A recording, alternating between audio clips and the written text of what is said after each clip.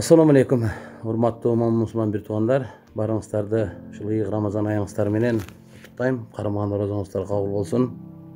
Мен бул кайрылуу жасап атканымдын себеби кечээкү Баткен областында Кыргызстан менен Тажикстандын ортосунда болгон ок атышууну, ошол жерде болгон уруш талашты көрүп туруп, мен аргасынан ушул видео кайрылууну жасагым келди.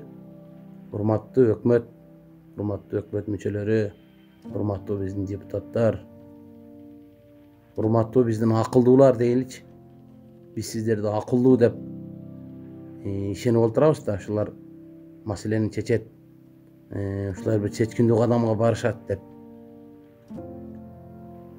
Бул Тажикстан менен Кыргызстандын чек арасындагы болуп аткан бул биринчи талаш эмес да. Бул көп болду мындай талаш. Ар бир талаш болгон сайын, чуручу болгон сайын, узчу болгон сайын биз кокой сүйлөштүк, биз чечишип келдик, биз минттик, анттик деп атасыздар.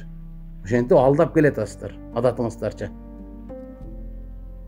Кана сүйлөшкөнүңөрдүн жыйынтыгы? Кечеги жыйынтыгы? Ушул жыйынтык. Биздин чек арага жасаган мамилеңиздер ушул, биздин кыргыз элине кылган мамилеңиздер бул. Бул кандай деп түшүнөбүз биз сиздерди? Кана биздин Тажикстандагы биздин элчибиз. Май келди, май. Майдын 10'u болуп атат мынакей. Аю ченден чыкты, аю. Биздикилер ченден чыгасыңарбы же жата бересиңер кирип алып? Сиздер мындай ошол жерде элдин акыбалын сүйлөп аткан ушул интернеттерде чыгып баарыңыздарга жетип атат, көрүп атасыздар. Ошол абышка менен кемпирдин ыйлаган кайрылуусун ыйлап сүйлөгөнүн көрдүңүздөрбү?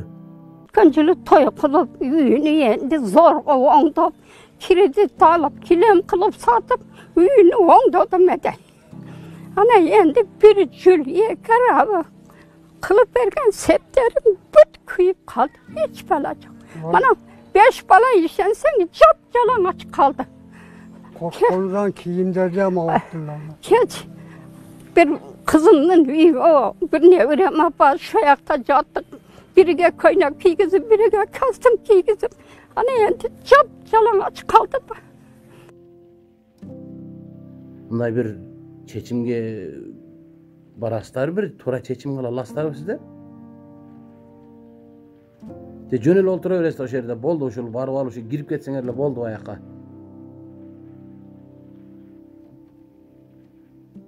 Жанагы эптеп башыңарды катып алсаңар болду экен да, жанагы бир кыргызда сөз бар го. Көзүм көрбөсө мени бөрү жесин болду ушундайбы сиздерде? Маселени чечпейсиздерби? Качанга чейин отурасыздар? Колуңуздардан келбесе, колуңуздан келбейт деп кетиш керек жумуштан. Анын эч уяты жок. Мынтип эч нерсени чече албай уят болуп ошол жерде отургандан көрө, андан көрө мен колуман келбей калды, колунан келчүлөр келип иштегиле деп орунду бошотуп кетиш керек. Анын ошонун уяты жок, тескерисинче. Эмне деген мамиле бул элге? Мына урматтуу Баткенден шайланып барган депутаттар. Ошо Баткен областынан канча депутат шайланып барганыңыздар билбейт экенмин, таксаныңарды. Эртең шайлоо келатат, октябрда. Ошол элдин ардына барасыздар кайра. Сиздер эле барасыздар. Азыркы отурган депутаттар эле барасыңар. Кайра эртең шайлоого ушул депутаттар катышасыңар. Азыркы партиялар катышасыңар. Себеби башкалар катыша албайт. Башкалардын силердикиндей акчасы жок элдин. Ушул акчалуулар барасыңар. Буга чейин стадиондорду толтуруп 10 миң, 20 миң адамдын алдында укмуш убада берип келбедиңер беле? Баткен областына шайланып келген депутаттар, айрыкча сиздерге баса белгилеп кайрылайын. Эмне дейсиздер эртең барып элдин алдына чыгып? Эмнени айтасыздар? Эмне дейсиздер? Кана берген убадаңарда эмне дейсиздер? Ушуну кийлигишип чечип коесуңар ушул маселени. Ошол жерден шайланып келген депутаттар бирөөңүздөр бир бар ошол жерге туруп, бир эл менен жолугушуп, бир чечкиндүү кадам жасабайсыздарбы? Ойлонуп көрүңүздөр, эртең октябрда кайра шайлоо болот. Көрөм ошондо шайлоодо бар эмне дейт экенсиздер. Ойлонуңуздар. Колуңуздардан келбейби? Колдан келбей калды деп эркекче жумуштан кетиш керек. Колдан келбей калды деп эле. Колдан келген жумушту жасаш керек. Элди мынчалык кыйнабаш керек, элди мынчалык тебелебеш керек. Өзүңөрдү өзүңөр билип, өтөңөрдү төргүлүп олтурасыңар барып алып. Жаман көрсөңүздөр жаман көрүп турсуңуз мен айтканыма. Буга чейин деле жаман көрүп келгенсиздер. Мен билем эчкиңиздерди жакшы көрбөйсүздөр. Көп болсо адатыңарча дагы залдарды жаап, театрларды култап, аварий состояние деп концертимди койдурбай ошол нерсе кыласыңар, мен билем.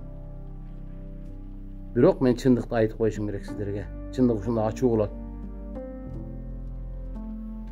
Иштеңиздер, иштебейсиздерби? Колуңуздардан келбейби? Кетиш керек. Колуман келбей калды, кечирип койгула мени деп. Бул менин сиздерге кайрылуум. Тез аранын ичинде чек араны чечип, ошол жерде элдин маселесин чечип коюңуздар. Дагы бир жолу айтып атам. Эртең кеч болуп калат. Барып эл менен жолугуп, чек араны тактап, элге жакшынакай жашоо орнотуп бериңиздер. Анта албайсыздарбы? Анткени колуңуздардан келбейби? Духуңар жетпейби андай кылышка? Анда ордуңарды бошотуп, колунан келе турган бирөөгө бошотуп бергиле. Ошол эл үчүн иштесин, ошол эл үчүн жасасын ошол нерсени. Сиздер менен шайлоодо дагы сүйлөшөбүз.